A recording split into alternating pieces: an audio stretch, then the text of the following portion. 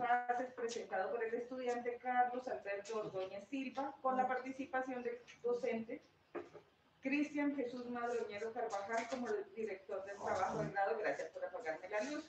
Y los docentes Kelvin Delgado Insuasti y Eduardo Rojas Peña como jurados evaluadores. Eduardo.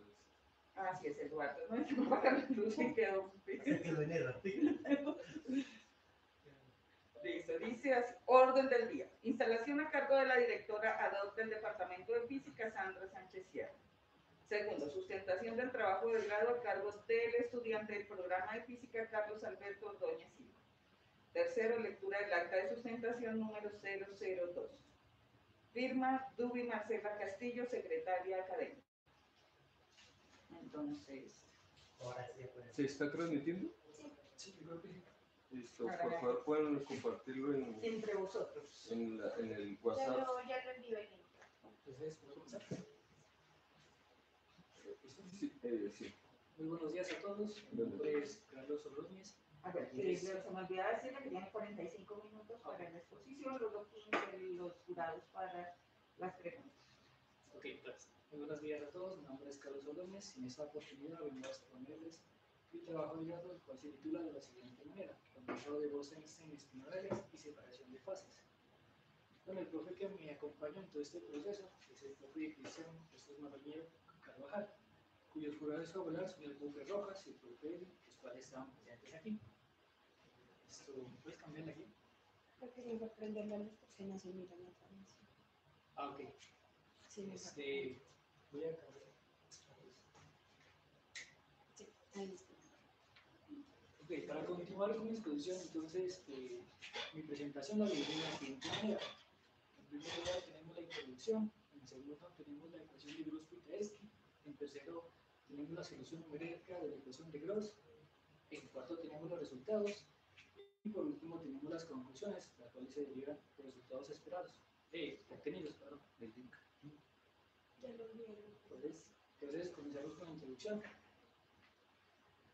Entonces, en los años 20 del siglo XX, Einstein amplió las ideas del físico indio Nat Bose para predecir que a temperaturas extremadamente frías los átomos unirán en una nueva fase de la materia, diferente a la del líquido, sólido, gas o plasma, el cual se denomina condensado de Bose-Einstein.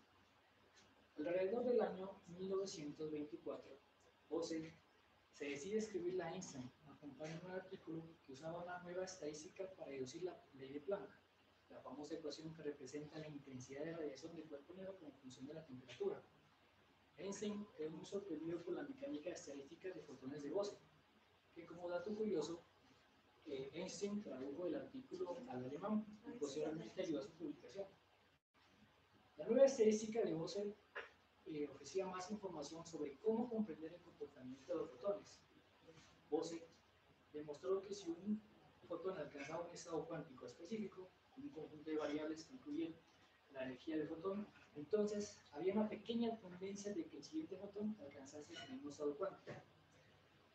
Bose había aplicado su estadística a un gas de fotones. Esto indujo a que Einstein aplicara la estadística de Bose a un gas ideal de átomos o moléculas. Con la estadística de Bose, Einstein terminó deduciendo un conjunto de fórmulas que predecían el comportamiento de los átomos, que era válido para cierto tipo de partículas. Una combinación de protones y neutrones que ahora se conocen comúnmente como bosones. Entonces, en 1925, Einstein descubre que si a un gas se le baja la temperatura hasta aproximadamente el cero absoluto, una temperatura a la cual los átomos casi no se mueven, estos se quedan en el estado de energía más bajo, es decir, en un estado en el cual todos se encuentran, ¿cómo se dice?, encapsulados, por decirlo así. Entonces, en 1925, Einstein publica su trabajo en 2 artículos, y 70 años más tarde se encuentra el primer condensado experimentalmente, el cual tuvo alrededor de 2000 partículas estos tenían una temperatura aproximada de 170 nanokelvin y se observó durante 15 segundos. Entonces, en este trabajo de investigación se describen los diferentes aspectos que juegan un papel importante en la separación de fases. Este trabajo se utiliza un condensador de Bose-Einstein espiral, ya que debido a su alto control se puede modificar las longitudes de dispersión por medio de resonancia de Feldman, el campo magnético. Entonces, nosotros nos podemos plantear la siguiente pregunta, la cual dice lo siguiente: ¿cuáles son los enfoques teóricos que permitan tener una comprensión más profunda de la separación de fases en condensadores de Bose-Einstein espirales? Y para poder responder esa pregunta, nosotros tenemos el siguiente objetivo específico, que es estudiar la separación de fases en un condensador de Bose-Einstein espiral. Y para ello, vamos a estudiar, tenemos estos objetivos específicos que vienen siendo, en primer lugar, estudiar desde el punto de vista de la cuántica, cómo se tratan los sistemas de muchos cuerpos. En segundo lugar, tenemos deducir la ecuación que describe un condensador Bose-Einstein espiral. En tercero, tenemos a condicionar un código que resuelva las ecuaciones acopladas de Gross-Minkowski, que describe el sistema. El cuarto objetivo es usar la magnetización como observable para caracterizar la separación de fases. Quinto, estudiar la separación de fases de un condensador estacionario del sistema. Y sexto, caracterizar la naturaleza de un condensador de átomos de litio. En este caso, como tuvo un poquito más de tiempo, se pudo caracterizar átomos de sodio, átomos de potasio y átomos de litio. Entonces comenzamos con el formalismo de segunda consideración, el cual es necesario para describir sistemas de muchas partículas. En este caso, hay sistemas que pueden ir hasta el orden del número de Avogadro. En este caso, vamos a considerar un sistema de n átomos o partículas idénticas, todas con la misma masa. Entonces vamos a introducir lo que viene siendo el término de interacción y se incorpora un potencial de confinamiento, suponiendo que se presenta un recipiente de partículas rígidas de un B. Entonces, el sistema que adopta lo descrito anteriormente viene siendo este Hamiltoniano dado por la ecuación 1. Este Hamiltoniano lo vamos a denotar, o entre comillas, denominar como Hamiltoniano en primera cuantización, en donde aquí tenemos el P sub i viene siendo el operador momento lineal, M viene siendo la masa de los átomos, y este viene siendo el potencial externo. Y la segunda parte viene dada la interacción de partículas. Entonces, ya que debido a que ese Hamiltoniano en primera cuantización es muy complicada las ecuaciones las cuales se resuelven, entonces es necesario introducir lo que viene siendo el formalismo de segunda cuantización. Entonces, introducimos lo que viene siendo el espacio de Fock, que se viene denotado por la siguiente ecuación, viene siendo la ecuación 2, que viene siendo un producto tensorial de los espacios de Hilbert, donde n viene siendo el número de partículas que varía desde 0 hasta el infinito, y b viene siendo, como estamos trabajando en este trabajo, se estudian bosones, entonces este viene siendo un positivo, es decir, un simetrizador, un operador simetrizador. Si ustedes estuviéramos trabajando con fermiones, entonces este hubiera sido un antisimetrizador. Entonces, como introducimos el espacio de Fock, necesitamos definir unos operadores los cuales actúan en ese espacio de Fock. Entonces, vamos a introducir los siguientes operadores, los cuales son operadores de creación y aniquilación. En este caso, vamos a poder interpretar como A sub k, sin conjugar, sin el da-gaga, perdón, como un operador que destruye una partícula. Y vamos a entender que este acá puntado viene siendo el operador que crea una partícula. Y como estamos trabajando con bosones, entonces los operadores de creación y aniquilación van a satisfacer estas relaciones de conmutación. Si estuviéramos trabajando con fermiones, entonces estas relaciones de conmutación serían unas relaciones de anticonmutación. Entonces también podemos definir lo que viene siendo el operador número de ocupación, que viene es dado por N sub K. En este caso lo que dice es que destruye una partícula y a la misma vez me crea una partícula. Y sumando todas las autofunciones me va a dar el operador número, el cual se denota por esa N mayúscula. Entonces, nosotros teniendo estos elementos, que vienen siendo los elementos de segunda cuantización, nosotros podemos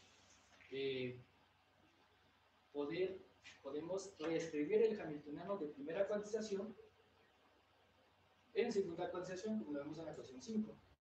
Entonces, lo que nos dice este hamiltoniano es que aquí, en el estado J, se destruye una partícula, en el estado I se crea una partícula. Y la energía que me da es dada por ese sándwich. Y acá en la segunda parte está dada el valor esperado.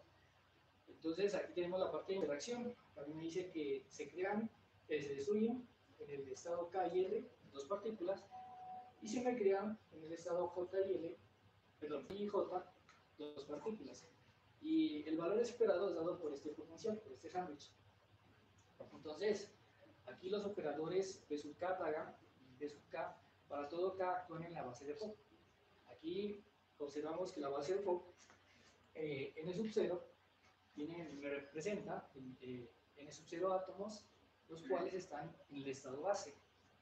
El N1 representa N sub 1 átomos o partículas, los cuales están en el primer estado excitado. El siguiente me representa el N2 átomos, los cuales están en el segundo estado excitado, y así sucesivamente. Y donde definimos el H sub 0 operador como el operador momentum al cuadrado dividido sobre 2m, también es la masa del átomo, y sometido a un potencial externo, lo vemos aquí. Entonces, utilizando la amplitud de probabilidad asociada a este proceso, entonces podemos reescribir nuestro potencial que viene dado por ese sándwich como la ecuación 6. Y entonces, a partir de esta definición, nosotros podemos reescribir el hamiltoniano en términos de de aquí, en integrales, ya, quitando ya los corchetes, perdón, los brackets. Entonces, aquí es importante introducir lo que viene siendo los operadores de campo de aniquilación e integración. Entonces, aquí ya los operadores de creación y aniquilación se definen como campos, es decir, que crean y destruyen partículas, pero en la posición R.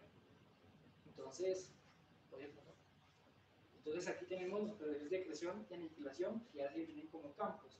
Como vemos que dependen de los operadores de creación y aniquilación en sí, los operadores de campo, estos también satisfacen la siguiente relación de conmutación, la cual está dada por la ecuación 9 y la ecuación 10.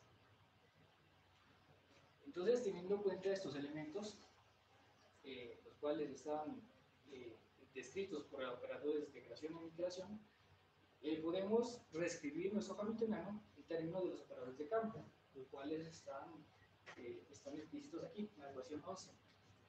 Entonces, yo denoté el hamiltoniano en la primera parte como H1 y en la segunda parte como el operador H2, que más adelante lo vamos a utilizar.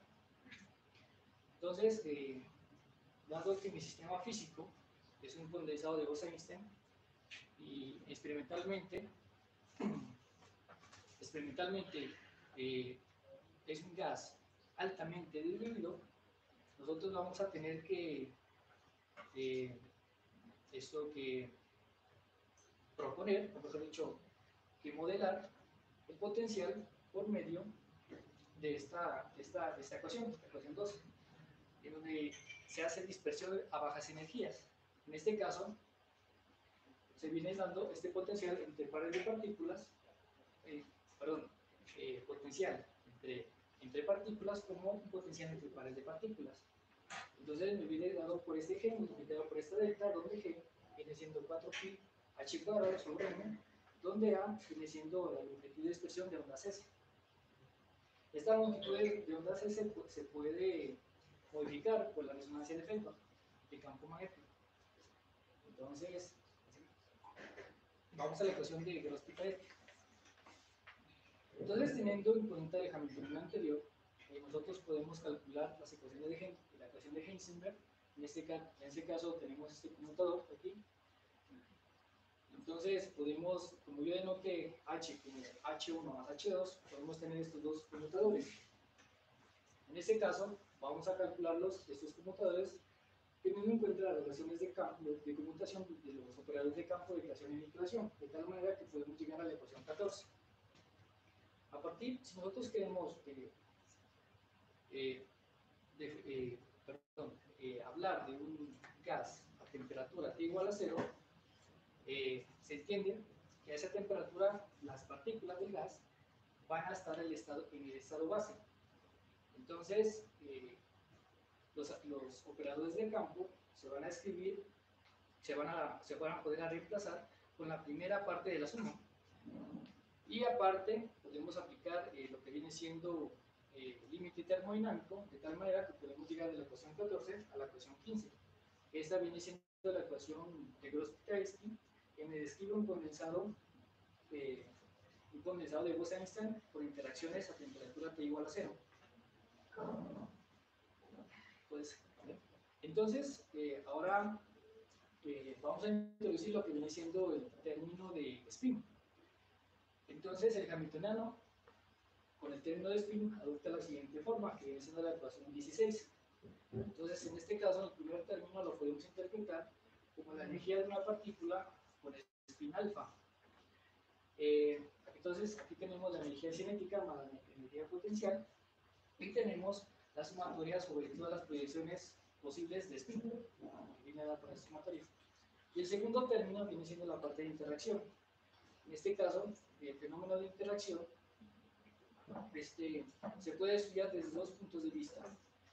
El primer punto de vista, que viene siendo una parte acoplada, y el otro punto de vista que viene siendo una parte, podemos decir, llamarlo una parte desacoplada.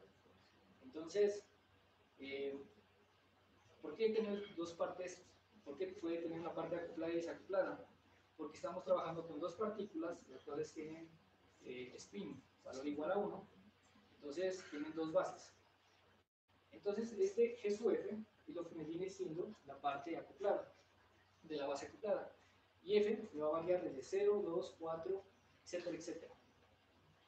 Y este proyector, dadas las funciones de onda, que es la parte desacoplada, entonces alfa, beta, gamma, sigma, viene siendo una base desacoplada que actúan sobre la base acoplada. Entonces nosotros, considerando los operadores también de creación y aniquilación, pero ya con el spin, teniendo en cuenta el spin, nosotros podemos encontrar la ecuación de Gross-Piketty dada por la ecuación 17, la cual es un sistema de ecuaciones diferenciales, no lineales, acopladas. Entonces, en este caso, nosotros solo consideramos los estados suprafinos más 1 y menos 1.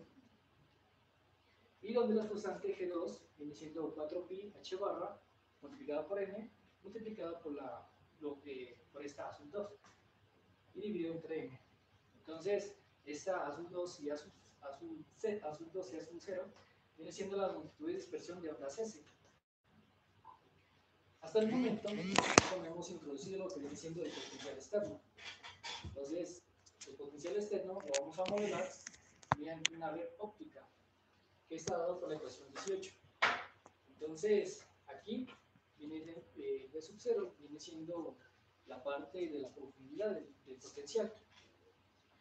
Y también tenemos lo que viene siendo la energía de recoil, o también llamada energía de retroceso, el cual se define de la siguiente manera, como h cuadrado por k cuadrado sobre 2m, donde k cuadrado pues viene siendo la norma del vector de onda del láser, en donde actúa esta red óptica.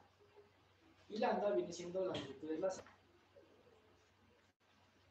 Entonces, ahorita vamos a, como esta ecuación, como les comentaba, es una ecuación diferencial no lineal acoplada, entonces nosotros debemos utilizar métodos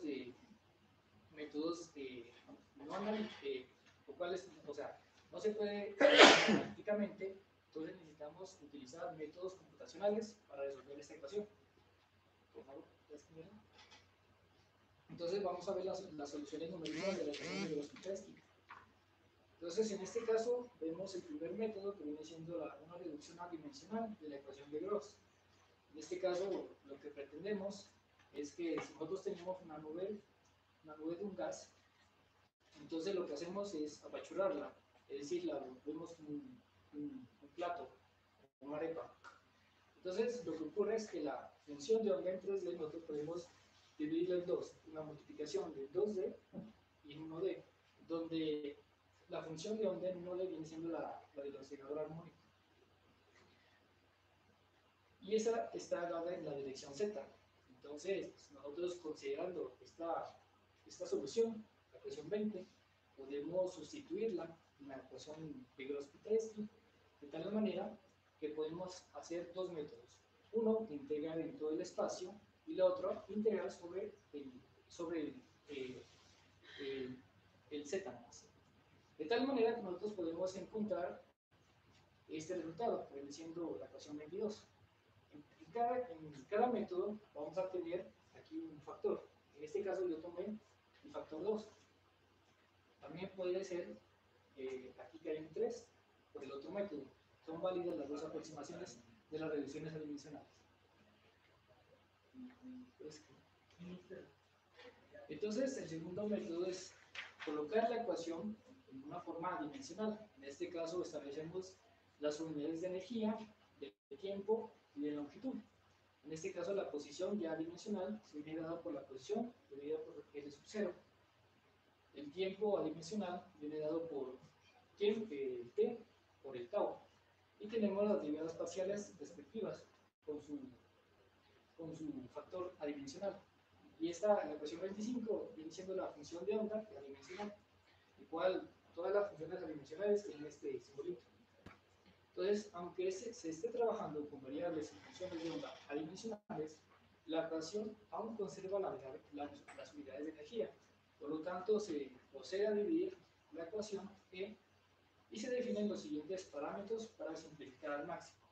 Entonces, aquí tenemos las constantes, tenemos gamma sub 0, gamma sub 1, el potencial, y las constantes G sub 0 y G sub 2, las cuales están dadas por esta ya adimensionalizada. Entonces, en este caso ya tenemos, reemplazando los anteriores resultados en la ecuación de Vygotsky-Pesky, entonces ya podemos tener la ecuación adimensionalizada, la cual vamos a trabajar la solución numérica, donde G sub 3 viene dado por este resultado de aquí, que viene siendo 2G sub 0 más G sub 2 sobre 3. Ahora vamos a ver el método de evolución a tiempo imaginario, el cual nos sirve para encontrar los estacionarios, el sistema estacionario del sistema, los estacionarios del sistema. Entonces, lo que se supone aquí es que tenemos una base y sub k, la cual se puede escribir como una combinación lineal de las funciones, la cual la reemplazamos en la función en la solución de la función, de tal manera que después aplicamos el tiempo imaginario, que simplemente es reemplazar a t por menos i tau prima, de tal manera que podemos llegar a esta ecuación de aquí, en donde E sub 0 viene siendo la energía del nivel más bajo. Entonces, se puede decir que la transformación de tau a menos i tau prima modifica la ecuación de Schrödinger de la siguiente manera, como la vemos en la ecuación 30, la cual ya podemos trabajar para poder solucionarla. Entonces, es necesario también trabajar lo que viene siendo el método de Ramputa de Clark-Dotter, que viene siendo un método interactivo, la cual me ayuda a resolver ecuaciones diferenciales, como vemos la ecuación 31, dada de esta forma. Entonces nos dice que dada una condición inicial de la función, que depende del espacio a un tiempo t sub 0, la solución de la ecuación a un tiempo t sub 0 más delta t está dada por esta ecuación de aquí, donde K1, K2 y K3 y K4 se calculan mediante esta forma. Entonces, ese es un método interactivo que también es útil para resolver, o sea, se utiliza para resolver la ecuación de Vygotsky-Pesky, tanto en evolución a tiempo imaginario como para seguir continuando con el trabajo. Entonces, a continuación les presento las constantes que tomaron en cuenta en la simulación. En este caso tenemos los 4 átomos, en este caso tenemos los átomos de rubidio, los átomos de sodio, los átomos de potasio y los átomos de litio. Aquí se calcularon las diferentes energías de retroceso, de recoil, como se denomina. Aquí tenemos el sub-0 que viene siendo igual para todas. Aquí el tiempo, que ya es adimensional, viene dado por H por la energía de recoil. Y en la segunda tabla tenemos los átomos, o spin. También tenemos las masas en unidades de masa atómica. Tenemos las longitudes de dispersión de ondas. En este caso, a su vez, viene siendo la longitud del radio de Bohr. Entonces, nosotros consideramos estas constantes y también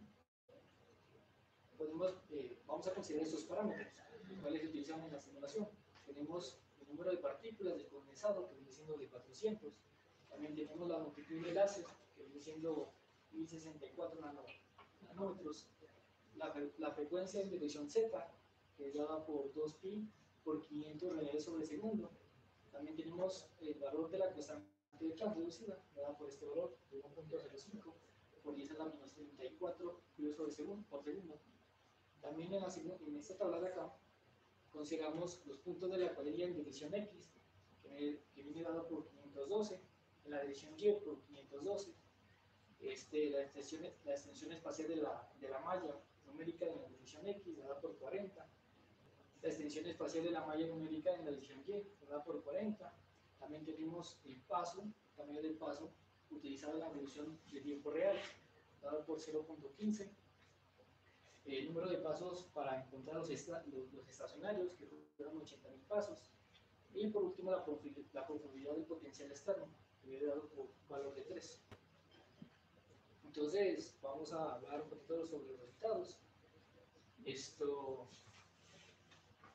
Entonces, aquí vemos los resultados obtenidos. Se grafica la semilla, aquí se grafica el estado mezcla y aquí se grafica el estado de separación. Observamos que en el estado mezcla hay una población en todo el espacio de la gráfica, mientras que en separación observamos que solo hay una parte, el estado de población, ¿no? En este caso viene siendo población al lado izquierdo, pareciendo para allá, y acá al lado derecho.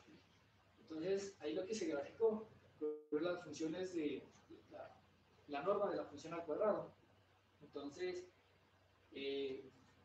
como es fácil de ver la magnetización, mejor dicho, es fácil de ver la separación de fases, entonces es necesario introducir lo que viene siendo una observable que me permite dar un número,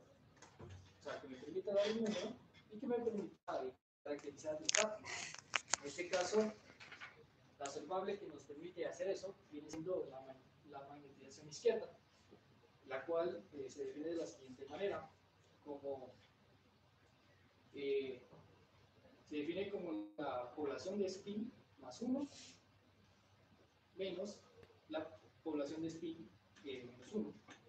Entonces, en este caso vamos a tener que es 0 si está en estado mezcla y es diferente de 0 si es estado de separación. Entonces, podemos observar acá en estados estacionarios que para cuando estas sean iguales a 0, entonces hay un estado mezcla, es decir, hay una población en todo el espacio, mientras que si una es diferente de 0, entonces tanto izquierda como derecha vamos a tener una separación de fases.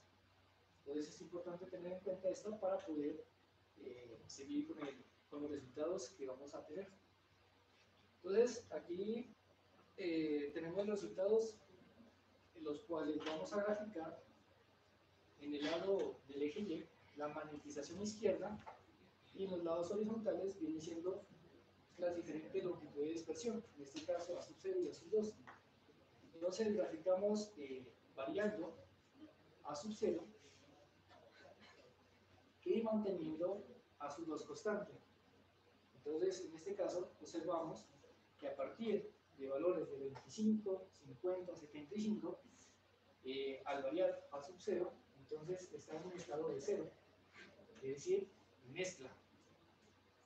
Y que al pasar desde esta parte de 100, observamos que va aumentando, es decir, que pasa de un estado de mezcla a separación, como vemos en la gráfica. Entonces, también podemos verlo cuando variamos a sub 2. Entonces, cuando variamos a sub 2, entonces observamos que de 25, 50, 75 vamos a tener separación, porque está diferente de 0. Y al variar, hasta llegar a mayores de 100, 101, en este caso 101, 102, entonces vamos a tener estado mezcla. Eso lo podemos observar también para los átomos de sodio, en este caso eran para átomos de rubidio. Entonces, para átomos de sodio observamos también la variación de A sub 0 y manteniendo A sub 2 constante. En este caso, A sub 0 viene siendo 50 para la línea roja y A sub 2 viene siendo 55 para la línea azul. Entonces, observamos aquí que al variar la línea que viene siendo la línea azul A sub 0, entonces tenemos un estado de mezcla, porque la manifestación izquierda es 0, y al llegar al punto donde pasa de 50, entonces tenemos un estado de separación. De la misma manera podemos analizar la parte cuando se varía la sub 2, diciendo la amplitud de dispersión de onda S. Entonces, al variar la amplitud de dispersión de onda S a sub 2, observamos que aquí hay un estado de separación, ya que es diferente de 0. Y cuando pasa del punto en donde A sub 0 es 50, observamos que hay mezcla.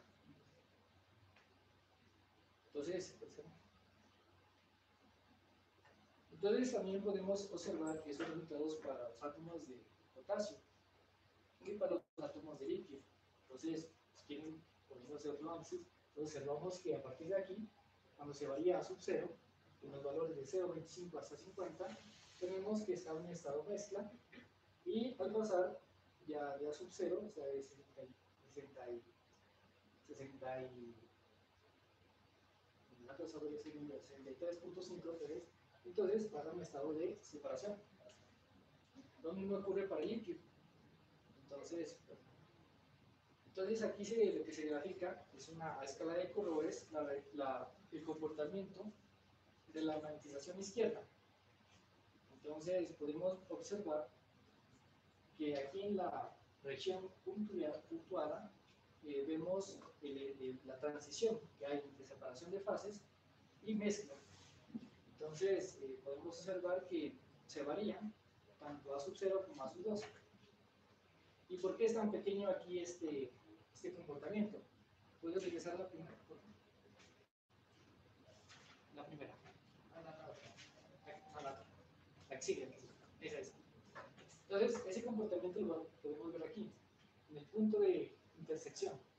Entonces, este punto de intersección viene siendo la parte de transición que pasa desde estado mezcla a estado separación, que viene siendo más o menos un 0.2 a 0.0 algo. Es el valor. Entonces, vemos que esa transición se da en esta fase. Entonces, decimos que en esta parte de acá está en separación, ya que A sub 0 es mucho mayor que A sub 2, y en este está en mezcla, ya que A sub 2 es mucho menor que A sub 0. Entonces, ahora se consideran átomos, los cuales vamos a llamar átomo 1 y átomo 2, los cuales son distintos. En este caso, se describe el comportamiento de la magnetización izquierda a escala de colores al variar A sub 1, 2. Este es A sub 1, 2, representa la interacción entre átomo 1 y átomo 2. Y A sub 1, 1 representa la interacción de dos átomos, pero de la misma especie. Entonces, nosotros mantenemos constante A sub 2, 2, un valor de 90, y A sub 1, 1, en este caso, un valor de 70. Entonces, observamos que la línea puntuada viene siendo la transición de pasar de un estado de separación a un estado de mezcla. Entonces aquí también tenemos una raíz cuadrada que también puede interpretarse como la transición entre un estado de separación y un estado de mezcla. Entonces la raíz cuadrada viene siendo, entonces se puede cumplir aquí que A 1, 2 viene siendo igual a esta raíz cuadrada de A 2 por A 1. Entonces, para valores de A 1, 2, mejor dicho, A 1, 2, el cual es mayor que la raíz cuadrada de A 2, 2 y A 1, 1, viene estado el estado de separación.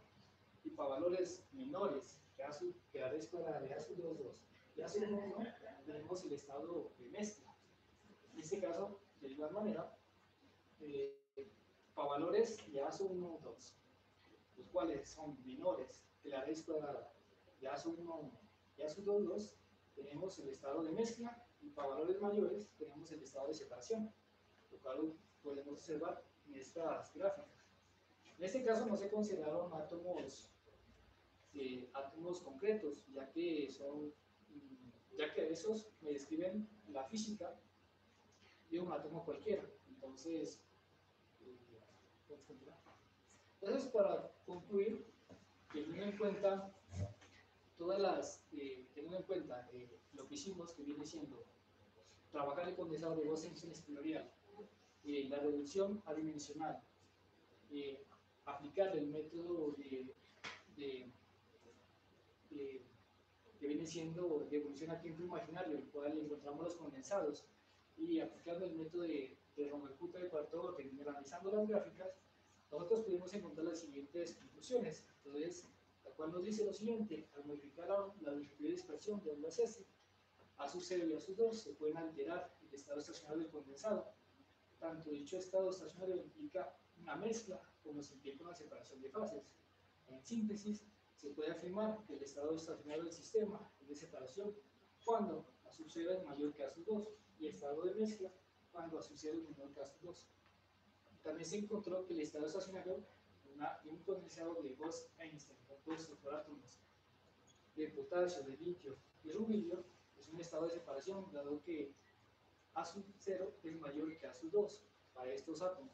En contraste, el estado estacionario de un condensado de Bose-Einstein compuesto por átomos de sodio 23 es un estado de mezcla, ya que A sub 0 es mayor que A sub 2.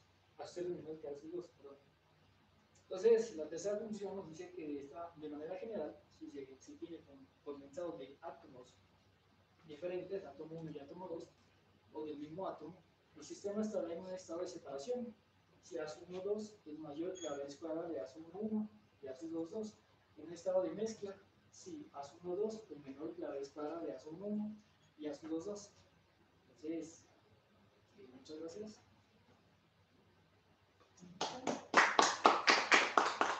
Bueno, a partir de ese momento, los jurados tienen 15 minutos para las preguntas.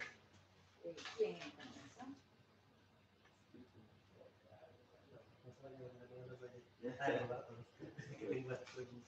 Listo. En primer lugar, ¿qué es un condensado de Bose-Einstein? El condensado de Bose-Einstein es aquel el cual nosotros bajamos la temperatura hasta aproximadamente 0 segundos, el cual los átomos o partículas se encuentran en el mismo estado cuántico. ¿Qué significa que están en el mismo estado respecto a su función de onda? Que se encuentran en el mismo estado base, o sea, ocupan el estado base del estado de forma. Es decir, ¿cómo lo puedo explicar? Que se encuentran en el nivel más bajo de energía. Sí. Todos los átomos tienen exactamente la misma función de onda, y es la función de onda de los átomos. Un millón, bueno, en este caso 400 átomos, todos exactamente con la misma función de onda, todos uno encima de otro. ¿Sí? Eso es un. Okay. Listo. Ok. Vamos para hacer el resultado. Usted en la ecuación 2 sí tiene un potencial, es un potencial proporcional a una delta, es delta de R menos R', es un potencial con simetría esférica, ¿sí? Ese potencial que pone ahí en la ecuación 2, ¿sí? Para los Pitayevsky, ese no es un potencial externo, ese es un potencial de interacción entre las propias partículas. ¿Cómo visualiza ese potencial? ¿Qué es lo que hace ese potencial? O sea, si tiene dos partículas sujetas a ese potencial, ¿qué sucede? ¿Qué es lo que pasa? Lo que pasa es que, bueno, las partículas se van a chocar, ¿Sí? y luego se repelen. Simplemente se puede mover en la clásica como simplemente que se acercan y luego se alejan. Ok, si ocupan la misma posición, potencial es infinito, no lo pueden. Ok, está bien. Listo. En segundo lugar, usted propone un potencial externo. Ese potencial externo es proporcional, está en términos de las variables x y y, no de la z. ¿Sí? Y ese potencial externo es la función, o está relacionado con la función de onda de quién, del láser. Sí, función de onda de láser. La función de onda de láser. Ok. Esa es la razón de que pueda integrar la variable z y dejar toda la dinámica en términos de x y.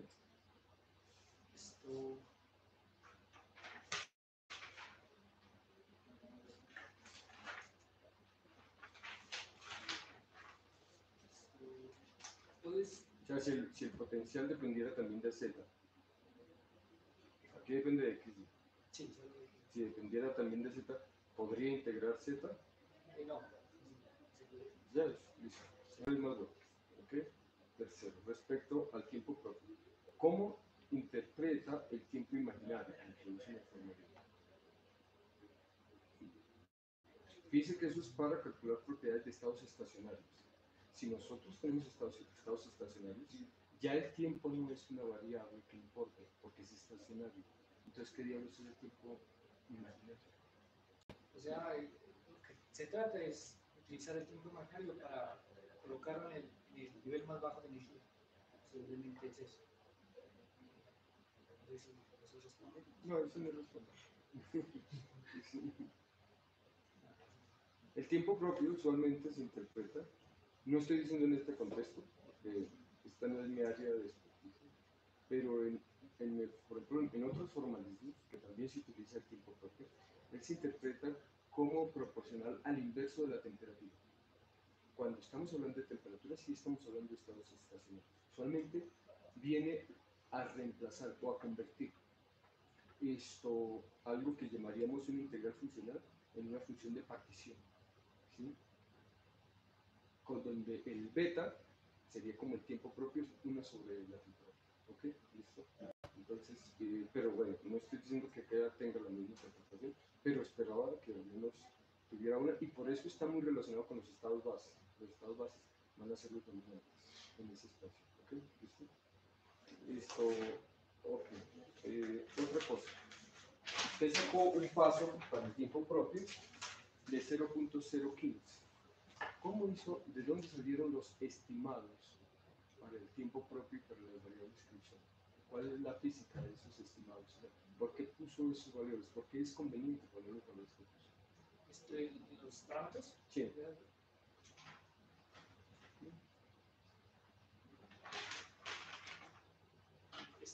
Tiempo real. Sí. Abajo.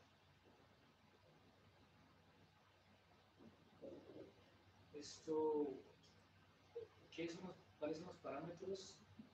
Usted puso unos parámetros y me dice, bueno, ¿de dónde diablos salieron? Bueno, esos parámetros salieron de... Suponga que yo tengo la información de arriba. Número de partículas, tengo la longitud del láser, tengo la frecuencia. Entonces digo, bueno, entonces voy a hacer las selecciones de los números de abajo.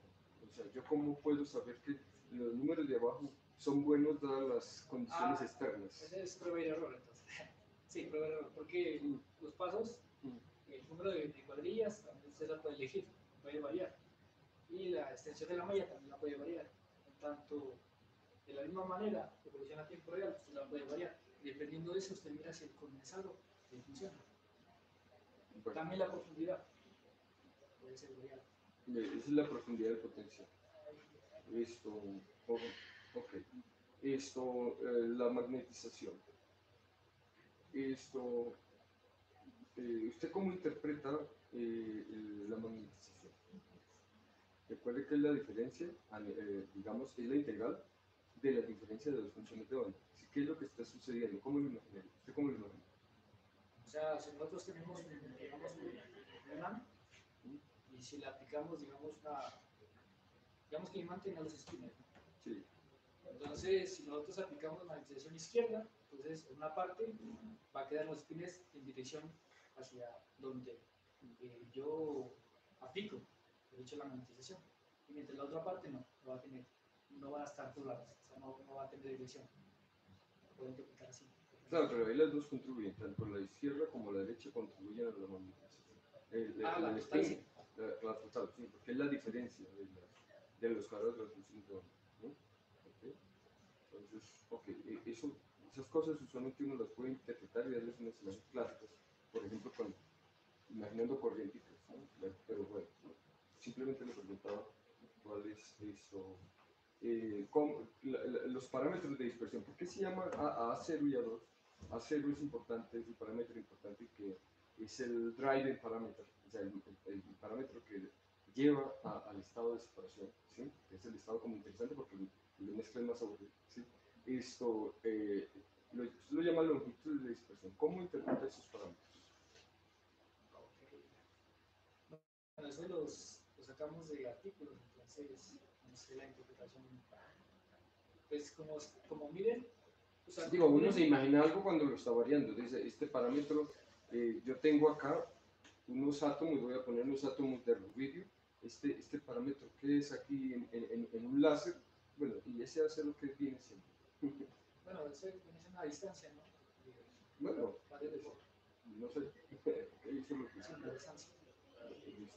Esto, segundo, los átomos, diferentes átomos, cada uno de los átomos, ¿qué spin tiene? Tiene spin entero, semientero, considerado átomo de rubidio, sodio, potasio. Intervienen muchas partículas, porque son estados de muchas partículas, no solamente tienen electrones, también tienen nucleones, tienen protones, neutrones, todos son fermiones. Esto, ¿cómo es el spin total de esas partículas? Bueno, ahí sí, como se consideraba cualquier tipo de átomo, en ese caso consideramos un acercamiento a los de rubidio. Entonces, consideramos, no tengo muy claro ahí si de verdad si se afecta el spin, si viene siendo el mismo para los dos ¿Cómo átomos. es que se llama el tema principal de su trabajo? Separación de fases. No, No. ¿en qué, cómo se llama? ¿En dónde estudia la separación de fases? Y un condensador de condensación es variable. Entonces, la estadística de Bose-Einstein, ¿con qué está relacionada? No, con Bose sí. Me parece, Pues pero ahí va la pregunta, ¿no? Porque si voy a pretender a poner 1.000.000 de átomos en la práctica, en un experimento, 1.000.000 de átomos de rubidio, ¿sí? Uno encima de otro, mejor me aseguro que el spin total sea entero, ¿sí? Sí. O sea, que efectivamente, como un todo, sea un bosón, ¿sí? ¿Por qué no puedo tener un condensado de fermiones? Porque no, o sea, la estadística no aplicaría, ya sería, no se podría aplicar la temperatura igual a cero y no estarían en estado base. Ahí no dijo nada, ahí no dijo ¿Qué nada. principio le prohíbe hacer eso? Principio de Fusión de Pauli. función de Pauli. Es decir, no pueden ocupar, dos fermiones no pueden tener la misma función de onda, ¿sí? Habíamos dicho que el condensado era 1.000.000 de átomos uno encima de otro teniendo la misma función de onda. El principio de exclusión de Pauli impide que haya overlap de las funciones de onda. No pueden ocupar el mismo lugar en el espacio. El trabajo es un excelente trabajo, ¿sí? Le doy felicitaciones, ha hecho un gran trabajo. La escritura ha sido un buen trabajo de escritura. La sustentación ahí flojita, pero ahí vamos. Pero ha hecho un gran trabajo. ¿Ok? ¿Listo? Eso es todo por mí. Ok, bueno, igual concuerdo, es un trabajo muy, muy bonito, interesante, podríamos decir, pero ahí viene el pero. Se evidencia de que no hubo el tiempo suficiente para tener una muy buena redacción. Yo todavía sigo considerando que faltó tiempo para eliminar todos los errores que se presentó en el trabajo escrito, ¿no? Yo le hice unas correcciones, pero miro que en la sustentación todavía siguen. Por ejemplo, podemos ver la ecuación número 19, por ejemplo. ¿Qué revisamos, por favor? La ecuación número 19. Yo le había preguntado que por qué esa energía de retroceso, no sé, recoil, mucho, recoil, es en inglés, hablemos en español, si el trabajo está en español, es en español, energía de retroceso. ¿Por qué dejarla en términos del número de onda si el número de onda no es algo que usted pueda medir? ¿Por qué no expresarlo directamente en términos de la longitud de onda que usted sí la va a poder determinar, la va a poder medir experimentalmente? Entonces, con esas cositas, y hay varias otras cosas que me doy cuenta que siguieron, como por ejemplo, en la forma como se redacta. Yo ya le había hecho la corrección antes, que esto no es un artículo, no se debe escribir como un artículo. Ese trabajo se pretende que sea para estudiantes de pregrado, donde le recuerdo que uno de los evaluadores es que usted debe presentar una explicación clara, completa de los conceptos y teorías relevantes para el desarrollo del trabajo. ¿Con el propósito de qué? De que alguien que venga atrás, otro estudiante que venga atrás de usted, puede entender lo que hizo. Usted habla con propiedad de muchos temas, pero como que si los lectores también fueran unos expertos en la temática. Y nos damos cuenta que algunas cositas usted no las entiende. Por ejemplo, precisamente lo que hablaba Eduardo, la parte de los parámetros de dispersión. Esos parámetros de dispersión están asociados con qué en las partículas de su gas. Porque eso es muy importante en la separación de fases. Otra cosa que usted tampoco describe, ¿qué es la separación de fases? Usted ni en su trabajo define, ni acá nos lo define. Alguien que no tiene idea no sabe qué cosa es separación de fase y qué cosa es caracterizar la naturaleza de un condensado. Son dos cosas muy diferentes. Entonces, ahí va mi primera pregunta. Bueno, sería bueno que usted esto de aquí lo vuelva a reevaluar con su asesor antes de que entregue ese trabajo a biblioteca para corregir esas cositas, ¿no? Tanto los errores gramaticales, ortográficos y cositas como estas. Le voy a recordar algo más que mire acá, que la temperatura lo suficientemente frías no existen. Eso no es correcto. El método de lo que ejecuta no es un método de interacción, es un método iterativo, viene de la palabra iterar, de iteraciones. Entonces, esas cositas hay que tener mucho cuidado cuando se haga, porque eran importantes en su trabajo. Entonces, la primera pregunta es, un condensador de Bose-Einstein en presencia de cambios de temperatura o cambios en la interacción de las partículas o cambios en el campo magnético externo puede presentar una separación de fase. Las fases que normalmente, principalmente se consideran son fase ferromagnética, antiferromagnética y paramagnética. En el resumen de su trabajo dice que un condensado de sodio 23 es polar. En la página 80 de su trabajo dice que la fase polar es lo mismo que la fase antiferromagnética. Eso no es cierto. La fase antiferromagnética no tiene nada que ver, la polar no tiene nada que ver con la antiferromagnética. Más tiene relaciones un híbrido entre la fase ferromagnética y la fase paramagnética. Entonces hay que hacer esa corrección porque eso está mal. Y yo me gustaría que usted nos dé con precisión qué significa cada una de esas fases que usted está caracterizando. ¿Qué significa eso en su trabajo? ¿Qué es la fase ferromagnética? ¿Qué es la fase antiferromagnética? Que usted solo considera esas dos, ¿no? Pero puede existir la paramagnética. Esto, pues, más fácil es verla gráficamente. No, ¿qué es una...? Porque ahí no lo va a poder ver. O sea, no, con decir está a la izquierda o a la derecha, eso se llama clasificación de fases. O sea, separación de fases. O sea, que uno se le, digamos, elige una región determinada de su espacio de trabajo. Eso es separación de fases. O sea, no hay que confundir las dos cosas. Separación de fases es lo que está evidenciando en donde dice separación de fases. Pero usted no puede ver qué cosa es la parte de fase paramagnética o fase ferromagnética o antiferromagnética. Eso usted lo puede describir en términos precisamente de la magnetización. Entonces, por ejemplo, ¿qué condición se debe cumplir para que sea una fase ferromagnética? La magnetización, ¿qué valor debe tener? Por ejemplo, ahí tiene dos resultados. Si usted quiere que sea ferromagnética, ¿cuál de los dos valores elige? ¿Cero o diferente de cero? Si es polar, Usted dice que es mezcla, es todo mezcla. Si es... No, yo no pregunté en cuanto a separación, yo pregunté en cuanto a caracterización de la naturaleza. ¿Es ferromagnético? Porque eso tiene que ver con la eliminación de los estilos. Ferromagnética viene siendo al estado de separación, cuando vale igual a diferente de cero. Pero eso lo definimos nosotros. No, ese ya está definido. Teóricamente. Sí. Bueno, otra preguntita que me interesa. En su trabajo tuvieron ustedes en cuenta incertezas, ¿por qué me pregunta? Porque si tuvieron en cuenta incertezas, eso se va a propagar en sus resultados, ¿no? En los resultados que usted obtenga. Por ejemplo, si usted considera átomos de litio 6 y átomos de potasio 40, ellos los pueden caracterizar como ferromagnéticos, pero si usted, más o menos a temperatura de 100 nanokelvin. Pero si usted utiliza átomos de litio 7 y de potasio 41, ya los puede clasificar como ferromagnéticos. Los primeros serán antiferromagnéticos, bueno, y los segundos ya ferromagnéticos. Si en el caso de rubidio, si la temperatura es de aproximadamente 500 nanokelvin, usted los puede caracterizar como paramagnéticos. Pero si es de aproximadamente 100 nanokelvin, ya es como ferromagnéticos.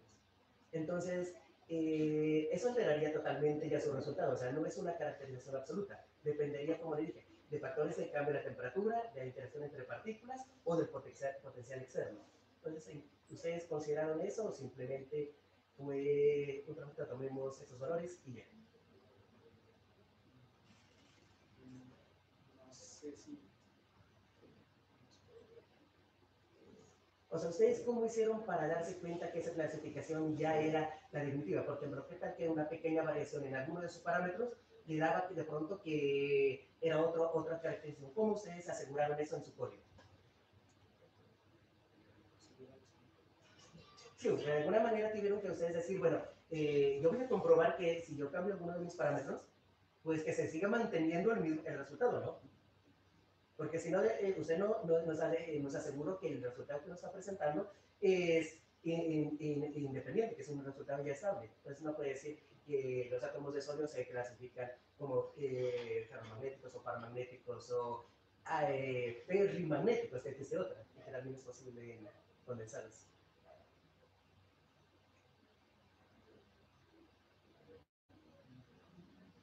¿No? Bueno. Listo, esa es Acabó el tiempo. Listo, entonces ahora los jurados pueden salir a deliberar, nosotros pues esperamos aquí. Bueno, aquí está la hojita. Tiene la... Sí. Bueno, yo tengo la rúbrica. Y cada uno debe tener su rúbrica y lo que le calificó en la... Váyanse. ¿Y ustedes qué hacen? ¿Qué viciosos? ¿Qué tanto estudian? Física, matemática.